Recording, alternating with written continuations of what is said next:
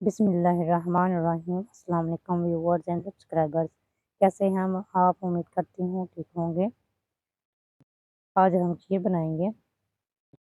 मिनटों में खीर बनकर रेडी हो जाएगी। बहुत ही आसान और सिंपल रेसिपी है। आप घर में एक दफ़ा बनाएंगे तो आपको किसी इवेंट का इंतज़ार नहीं करना पड़ेगा। खीर बनाते हुए घंटों लग जाते हैं, लेकिन आज हम इस तरीके से बनाएंगे कि आधे घंटे में खीर बनकर रेडी हो जाएगी और बहुत ही मज़े की बनेगी। तो बिना टाइम वेस्ट किए रेसिपी बनाते हैं। हाफ कप टोटा चावल लिए हैं और इनको करीबन 1 घंटा पहले मैंने पानी में भिगो दिया था। साबुत चावल से भी खीर बना सकते हैं, लेकिन मैंने टोटा यूज़ किया है, इससे जल्दी से खीर बन जाती है। इसको अपने हाथों से मैश कर लेना है या मिक्सी के जार में डालकर उसमें भी आप इसको ग्राइंड कर सकते हैं, लेकिन आपने इनको दरदरा पीसना है, बिल्कुल फाइन पेस्ट नहीं बना देना। चावलों को पीसने का फ़ायदा ये होगा कि घंटों का काम मिनटों में हो जाएगा। चूल्हे का फ्लेम ऑन कर देंगे और एक पतीले में हाफ गिलास पानी शामिल करेंगे। ये इसलिए शामिल करेंगे कि क्योंकि इसमें दूध डालना है और अगर आप डायरेक्ट दूध शामिल करेंगे तो दूध नीचे लग जाएगा और उसकी स्मेल आती है, जलेगा। पानी शामिल करके आप दूध शामिल करेंगे तो फिर दूध नहीं जलेगा। 1 किलो दूध शामिल करेंगे। दूध आपने फुल फैट लेना है। अगर आप डिब्बे का दूध यूज़ करना चाहें तो आप वो भी यूज़ कर सकते हैं। फुल फैट मिल्क लेना है। चूल्हे का फ्लेम हाई कर देंगे और दूध को उबाला आने तक हाई फ्लेम ही रखेंगे। दूध को जब एक उबाल आ जाएगा तो फ्लेम मीडियम टू लो कर देना है और इसी फ्लेम पर दूध को पकाना है। इसके ऊपर आपने कवर नहीं रखना, वरना दूध उबल जाएगा और दूध सारा ज़ाया हो जाएगा। दूध को उबाल आ गया है, फ्लेम मीडियम टू लो कर देंगे और इसमें चम्मच चलाएंगे। चम्मच आपने वक्फे वक्फे से चलाते जाना है ताकि इसके ऊपर बलाई ना आए। 3 से 4 उबाल आने देंगे। आपने इसके ऊपर कवर नहीं रखना, ढककर इसको नहीं रखना, ना ही इसको इस तरह से उबलते हुए दूध को छोड़कर आपने जाना, वरना ये सारा दूध उबलकर चूल्हे में गिर जाएगा और सारा फैट वेस्ट हो जाएगा। इसलिए आपने वक्फे वक्फे से इसमें चम्मच चलाते जाना है और मीडियम टू लो फ्लेम पर आपने इसको उबाला आने देना है। तकरीबन 10 मिनट इसको आपने इस तरह से हल्की आंच पर पकने देना है और इसके ऊपर आपने ढक्कन नहीं लगाना। 2 से 3 उबाल आ चुके हैं। अब दूध बॉयल नहीं होगा। मीडियम फ्लेम पर अब हम इसको पकाते रहेंगे। तकरीबन 10 मिनट गुजर चुके हैं, तो अब हम इसमें चावल का टोटा शामिल करेंगे, जिन्हें मैंने हाथों से मैश कर लिया था। चावल डालकर दूध में आपने छोड़ नहीं देना, वरना चावलों की गुठलियाँ बन जाएंगी और खीर आपकी सारी ख़राब हो जाएगी। चावल डालते ही आपने आहिस्ता-आहिस्ता चम्मच से हिलाते जाना है ताकि चावलों की गुठलियाँ ना बन जाएँ।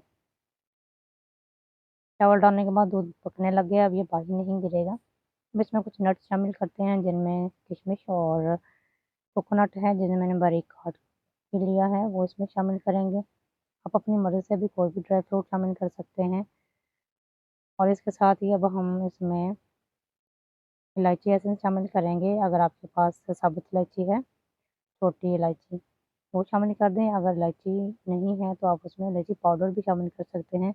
पर दोनों चीज़ें अवेलेबल नहीं हैं तो आप इसमें इलायची एसेंस के 1 से 2 ड्रॉप्स आपने सिर्फ डालने हैं। अगर इलायची है तो वो भी आपने 1 से 2 ही इसमें शामिल करनी, ज़्यादा इलायची शामिल नहीं करनी। अब इसको ढक्कन लगाकर ऊपर रख देंगे आधा घंटा पकने के लिए। पूरा कवर आपने इसके ऊपर नहीं देना। इस तरह से हाफ क्वार्टर आपने रखना है ताकि दूध उबल कर बाहर ना गिर जाए। और आधा घंटा इसको पकने देंगे। तकरीबन 15 मिनट बाद इसको चेक करेंगे और इसमें चीनी शामिल करेंगे। 15 मिनट गुजरने के बाद अब हम इसको देखते हैं। काफ़ी हद तक दूध कम हो गया है और चावल भी गल चुके हैं इसमें। जो साइड पे चावल लगे हैं इनको उतार लेंगे और इनको अच्छी तरह से मिक्स कर लेंगे। खीर को पकते हुए 15 मिनट गुजर चुके हैं। अब इसमें चीनी शामिल करेंगे, क्योंकि पहले इसमें चीनी शामिल नहीं की थी। चीनी आपने चावलों की क्वांटिटी के मुताबिक ही इसमें ऐड करनी है। हाफ कप चावल हैं तो इसमें हाफ कप ही चीनी शामिल करेंगे। अगर आप मीठा ज़्यादा पसंद करते हैं तो आप इसमें 2 से 3 टेबल स्पून चीनी और शामिल कर सकते हैं। अपने टेस्ट के हिसाब से आप चीनी को कम या ज़्यादा कर सकते हैं। ये बिल्कुल परफेक्ट इसकी मेजरमेंट है, हाफ कप चीनी और हाफ कप चावल। ज़्यादा खीर भी बनाएँ तो आप चावलों की मेजरमेंट के हिसाब से चीनी इसमें शामिल करें। हाफ़ कप चावल की अगर आपने खीर बनानी है तो उसके लिए 1 किलो दूध और हाफ़ कप ही चीनी काफ़ी रहेगी।